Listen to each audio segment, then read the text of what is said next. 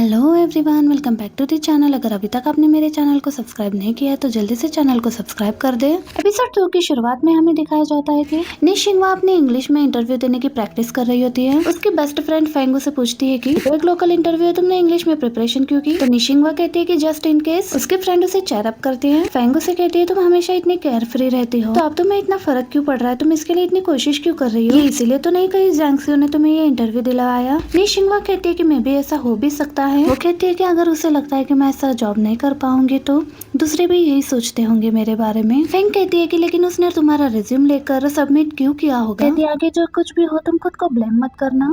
तो निशिंगवा भी इस चीज के लिए यहाँ कहती है इस इंटरव्यू में पास भी हो जाऊंगी तो भी मैं वहाँ पर जॉब का नहीं सोचूंगी। कहती है फिर इंटरव्यू क्यों? वो कहती है मैं बस प्रूफ करना चाहती हूँ कि मैं ये कर सकती हूँ। फेंग उसे चेयर अप करती है कि तुम इसे क्लियर कर लोगी इंटरव्यू को। नेक्स्ट मॉर्निंग हम निशिंगवा को देखते हैं जो शेनहुआ कंपनी में इंटरव्यू के लिए आई होती है। एचआर टीम से कोई निशिंगवा का इंटरव्यू लेने के लिए आ जाता है यहाँ पर। ताकि सॉरी तुम्हें इतनी दूर से नानजेंग से इंटरव्यू देने के लिए आना पड़ा। निशिंगवा सुनकर शॉक्ड हो रहती है, फिर कहती है इट्स फाइन। निशिंगवा को बताने लगता है कि हमें आपके बारे में मिस्टर शेंग ने पहले ही बता दिया है, आप टेंशन मत लो, आपका ये जॉब फिक्स ही समझो। निशिंगवा शॉक्ड होती है मिस्टर शेंग कौन है? दूसरी तरफ हमें लिन को दिखाया जाता है। शेंगवा कंपनी में एक बोर्ड मीटिंग चल रही होती है।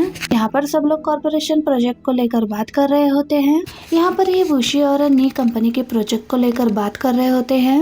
वे लोग दोनों कंपनीज को लेकर अपने अपने पॉइंट ऑफ व्यूज रख रहे होते हैं, तो नेगेटिव पॉइंट्स भी रख रहे होते हैं। सबकी बातें सुनने के बाद चेयरमैन लिन को अपना पॉइंट ऑफ व्यू रखने के लिए कहते हैं। लिन ब्लंटली जवाब देने लगता है। वो किसी भी कंपनी के साइड से नहीं बोल रहा होता, वो बस दोनों कंपनी के फैक्ट्स के बारे में बोल रहा होता है। हमें कैपिटल इंक्रीजेस पर पॉइंट ऑफ व्यू करना चाहिए और अपने फंड्स रिकवर करने की कोशिश कर रहे हैं। बहुत ही ज्यादा टैलेंटेड और स्मार्ट दिखाई दे रहा था। इसके इन बातों से चेयरमैन भी खुश हो जाते हैं और वो बाकी बोर्ड मेंबर से भी डिस्कस करने लगते हैं। लिन अपने ऑफिस में आकर बैठता है तो जेलसी में वो उसके सामने वाले जंक्शु की कंपनी को ही देख रहा था। निशिंगवा भी इंटरव्यू देकर जाते हुए उसके कंपनी को देख रही थी। लंच के टाइम पर निशिंगवा के फ्रेंड्स उसके इंटरव्यू के बारे में पूछने लगते हैं। निशिंगवा कहती है कि उसे जॉब ऑलमोस्ट मिल ही गई है। फिर कहती है कि मेरा कोई इरादा नहीं लग रहा इस जॉब में जाने का, हो सकता है मैं कहीं और भी अप्लाई कर सकती हूँ। बट एरोंग निशिंगवा को देखकर जेलस फील कर रही होती है क्योंकि उसने भी उसी कंपनी में सीवी दी थी, बट उसे कोई कॉल नहीं आया अब तक। निशिंगवा लंच करके जाने लगते है तो उसकी फ्रेंड आती है और वो निशिंगवा से कहने लगती है तुम्हें सोचना चाहिए था इंटरव्यू के बारे में बोलने से पहले। ड्रीम कंपनी और अभी तक उसे कॉल नहीं आया वहाँ से इंटरव्यू के लिए। वो कहती है कि मेरे माइंड में नहीं आया, तब मैं भूल गई थी। फ्रेंड कहती है शिंगवा कंपनी में चांस मिले तो तुम ज्वाइन करोगी? वो कहती है मैंने और फ्यू कंपनीज में भी ट्राई करना है जॉब के लिए। बट एरोंग तो जेलसी के मारे उसे ही देख रही होती है निशिंगवा को। एरोंग जैंगशु के घर पर आती है उससे मिलने के लिए। जैंगशु की मॉम तो एरोंग की तारीफ की जा रही होती है और उसके जॉब इंटरव्यू के बारे में पूछने लगती है। वो कहती है जैंगशु से इसी बारे में बात करने आई हूँ और इतने में जैंगशु भी यहाँ पर आ जाता है। उसे पूछता है तुम यहाँ पर कैसे? कहती है मुझे बहुत सी कंपनी से इंटरव्यू के लिए कॉल आया है, मुझे शिंगवा से इंटरव्यू के लिए कॉल नहीं आया।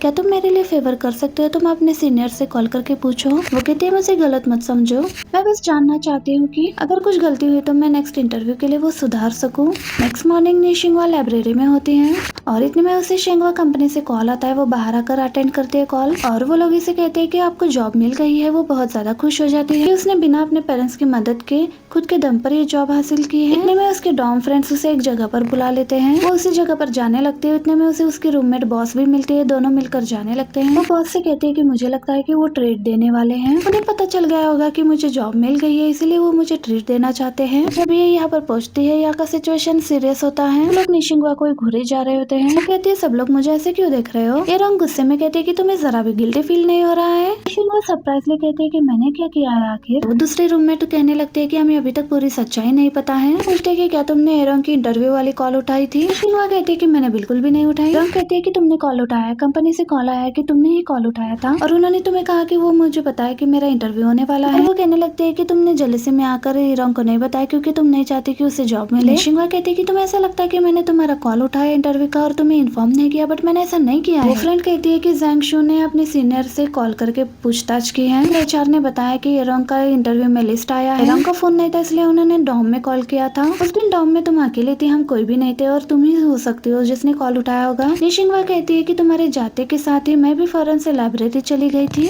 बट इसकी बात पर कोई भी बिलीव नहीं कर रहा था। तुम गुस्से में कहने लगती है कि किसने सोचा था कि तुम ऐसे करोगी। उसके पास आते हुए कहने लगती है कि तुम जोंगशु को पसंद नहीं करती हो क्या? तुम चाहती ही नहीं हो कि हम दोनों एक साथ हो? तुम हमेशा हम दोनों को देखकर जेलस फील करती हो। क्या आप भी कहोगे कि ये सच में एक मिसअंडरस्टैंडिंग है? जोंगशु उसे रोकने लगता है बट ये सुनती नहीं है। निशिंगवा कहती है कि मैंने नहीं किया है और वो कंपनी में कॉल भी करने लगती है। जैसे ही वो कॉल लगाती है जोंगशु उसके हाथ से फोन ले लेता है। आगे से वो नंबर बंद जा रहा होता है। फिर जोंगशु सबको बताता है कि नंबर इनवैलिड है। निशिंगवा फिर भी कहती है कि मैंने नहीं किया है, तुम्हें मुझ पर यकीन करना है करो नहीं तो नहीं। जोंगशु के हाथ से फोन लेती है और यहाँ से रोते हुए वो जाने लगती है। लोगों की ऐसी बातों की वजह से वो बहुत ज्यादा हर्ट हो चुकी थी। में दिखाया जाता है कि निशिंगवा का जोंगशु पर क्रश है, ये सबको पता चलता है। निशिंगवा अपने रूममेट से कहती है अगर रोंग और जोंगशु डेट कर रहे हैं तो मैं पीछे हट जाऊंगी, मुझे कोई प्रॉब्लम नहीं है। उसकी फ्रेंड कहती है कि तुम जाकर ये रोंग से ही पूछ लो। जिसके बाद ये रोंग से पूछने आई थी कि तुम्हें पता ही तो है मैं जोंगशु को पसंद करती हूँ, तुम दोनों बचपन से एक साथ हो, अगर तुम दोनों में कुछ है तो मैं पीछे हट जाऊंगी, मुझे कोई प्रॉब्लम नहीं है। रोंग क्लियरली कहती है कि उसके और जोंगशु के बीच में कुछ नहीं है, तो बचपन के फ्रेंड्स हैं। जिसके बाद निशिंगवा जोंगशु को कन्फेस कर देती है, बट जोंगशु उसे मना कर देता है कि वो फिर भी उससे लाइक करती रहेगी जब तक वो उसके कन्फेशन को एक्सेप्ट नहीं कर लेता। आगे फेंग उससे पूछती है कि क्या तुमने जोंगशु को कन्फेस किया है? डिपार्टमेंट तुम्हारे बारे में ही बात कर रहा है। तो निशिंगवा कहती है कि जोंगशु की तो कोई गर्लफ्रेंड ही नहीं है ना, ये तुम्हें पता नहीं है क्या? पूरे डिपार्टमेंट को पता है कि ये रोंग और जोंगशु डेट कर रहे हैं। निशिंगवा तुरंत ही जोंगशु को मैसेज करती है कि अगर तुम्हारे और रोंग के बीच कुछ है तो मुझे बता दो। रिप्लाई ही नहीं करता और अब पूरा कॉलेज निशिंगवा के बारे में गॉसिप कर रहा है कि कैसे ये इसके बॉयफ्रेंड को छीनने की कोशिश की और अब इसकी जॉब भी छीन ली इसने। घर आने के बाद इसका भाई रूही से बात करने लगता है बट उसे इग्नोर करके ये अपने रूम में आकर रोने लगती है। रूही आकर उसे पूछने लगता है कि तुम्हें क्या हुआ है? मैं कहती तो वो कहता है कि क्या तुम फिर से रिजेक्ट हो गई?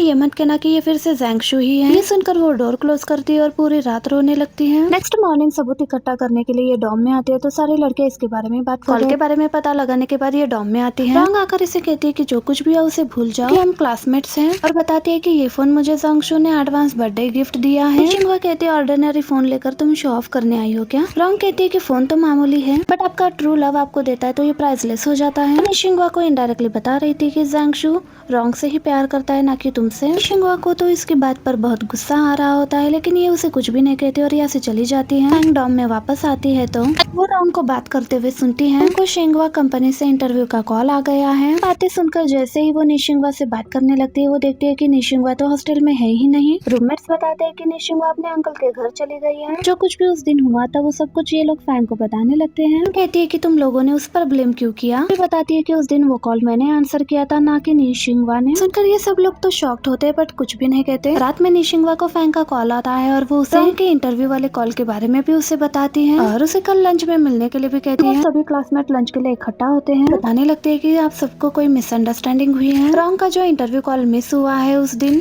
वो कॉल निशिंगवा ने नहीं बल्कि मैंने आंसर किया था। सुनकर सब लोग शॉक्ड हो जाते हैं। फैंग बताती है मैं अपने रूममेट्स के साथ जा रही थी बट मैं अपना आईडी कार्ड भूल गई थी इसलिए मैं टैक्सी से आई थी। आने का सबूत भी वो उन्हें देती है। निशिंगवा आती है। ये सबूत भी काफी नहीं है तो मेरे पास लाइब्रेरी में मेरी एंट्री और एग्जिट का टाइमिंग भी है। वो सबूत भी ये इन लोगों को दिखाने लगती है। ये सबूत देखकर उन लोगों को पता चलता है कि उस टाइम पर ये लाइब्रेरी में ही थी। ये सबूत भी काफी होगा ना। जाकर ये कहते हैं कि हम तुम पर ट्रस्ट करते हैं, सबको बस मिसअंडरस्टैंडिंग हुई थी। कहती है जब मैंने कॉल उठाया था उस इंटरव्यू ने कहा था कि वो दोबारा रोंग को कांटेक्ट करेंगे और मुझे नहीं पता कि शिंगवा के स्टाफ ने झूठ क्यों बोला, इसे साबित भी नहीं कर पा रही हूँ। निशिंगवा कहती है मैं साबित कर सकती हूँ। कहते हैं जब मैं इंटरव्यू के लिए गई थी मेरे पास एचआर का कांटेक्ट नंबर है, प्रॉब्लम के बारे में बताया और उन्होंने मेरी हेल्प की। सब कुछ पता लगवाने के बाद जिस स्टाफ ने झूठ बोला था उसे जॉब से निकाल दिया। उस स्टाफ के साथ बात करने के बाद मेरे पास रिकॉर्ड भी मौजूद है, उनके कंसर्न से ही मैंने रिकॉर्ड किया है। तुम लोग चाहो तो इस रिकॉर्ड को भी सुन सकते हो। फैंग निशिंगवा को थैंक्स कहती है। निशिंगवा कहती है कि शिंगवा कंपनी अनरिलायबल है। मैंने डिसाइड किया है कि अगर मुझे वहाँ पर जॉब मिलती है तो भी मैं जॉब नहीं करूंगी। निशिंगवा की ये बात सुनकर सभी लोग उसके लिए चेयर अप करने लगते हैं। डिनर के बाद ये सब लोग जाने लगते हैं। उसके फ्रेंड्स उसे अपोलोजाइज करते हैं कि हमने तुम पर यकीन नहीं किया और तुम्हारे लिए स्टैंड भी नहीं लिया। फैंग कहती है कि छोड़ो मेरा खुद का दिमाग भी ठीक नहीं था उस वक्त। कहती है तुम तो छा गई आज डिनर पर। दूसरी तरफ जोंगशु को उसके सीनियर की कॉल आती है और वो अपोलोजाइज करने लगती है कि रोंग के साथ जो कुछ भी हुआ सब कुछ एक मिसअंडरस्टैंडिंग था। जोंगशु इट्स ओके कहकर कॉल कट कर देता है। इतने में जोंगशु की मदर आकर उससे बातें करने लगती है और कहती है कि तुम अब बड़े हो चुके हो, तुम्हारी जॉब भी जल्दी लग जाएगी और उसे रोंग के साथ अपना रिलेशनशिप स्ट्रॉन्ग करने के लिए कहती है। कहती है कि रोंग के पेरेंट्स ने हम पर बहुत एहसान किया है। अपनी मॉम को चुप करा देता है, कुछ कहने वाला होता है बट कह नहीं पाता। नेक्स्ट मॉर्निंग निशिंगवा कॉलेज आती है और जैसे ही अपने थीसिस वापस लेने के लिए प्रिंसिपल के ऑफिस आती है। प्रिंसिपल के ऑफिस में एग्जाम शो होता है एंड इसी मोमेंट पर हमारा ये पार्ट यहीं पर एंड हो जाता है। वीडियो अच्छी लगे तो प्लीज वीडियो को लाइक करना एंड चैनल को सब्सक्राइब करना मत भूलना, ताकि इसका नेक्स्ट पार्ट मैं आप लोगों के लिए जल्द से जल्द लेकर आ सकूं। Thank you for watching, bye bye, see you in the next part.